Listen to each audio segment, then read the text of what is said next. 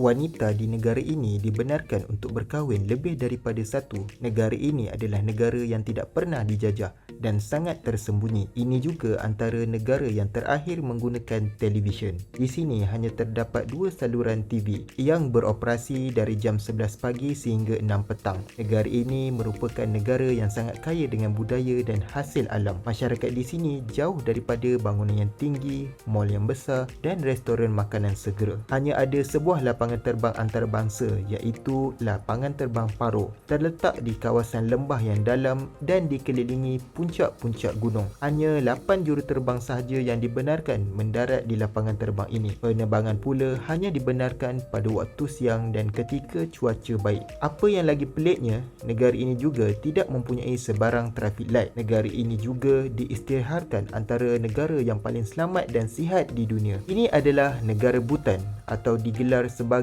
Tanah Naga Halilintar, antara negara yang paling aman dan cantik di dunia. Bhutan diapit oleh dua negara besar dunia iaitu negara India dan China. Jumlah penduduk di sini dianggarkan sekitar 760,000 orang dan merupakan negara Buddhis. Ekonomi utama negara ini adalah agrikultur dan perkayuan. Selama 6 dekad, Bhutan tidak membenarkan orang lain untuk masuk ke negara tersebut demi menjaga budaya dan hasil alam. Hanya pada sekitar tahun 1970, kerajaan Bhutan membuka ruang untuk pelancong ke negara itu. Jumlah pelancong terhad kepada 30,000 orang pelancong sahaja dalam tempoh setahun, iaitu jauh lebih rendah berbanding pengunjung Legoland Johor. Negara ini juga mempunyai kadar jenayah yang sangat rendah. Negara lain menggunakan GDP untuk mengukur keadaan negara mereka, namun Bhutan menggunakan Growth National Happiness bagi mengukur kadar kebahagiaan dan mempunyai menteri khusus bagi menjaga kebahagiaan rakyat mereka. Rakyat di Bhutan juga mendapat pembelajaran dan akses kesihatan secara percuma. Rakyat Bhutan tidak menyambut hari lahir, malah tiada undang-undang mewajibkan mereka untuk merekodkan tarikh lahir. Justru rakyat negara itu mengambil kira pertambahan usia pada 1 Januari setiap tahun. Namun pada 21 Februari setiap tahun, rakyat diberikan cuti umum bagi meraihkan hari jadi raja mereka. Lebih 70% negara Bhutan diliputi oleh hutan. Perlembagaan mereka menghendaki sekurang-kurangnya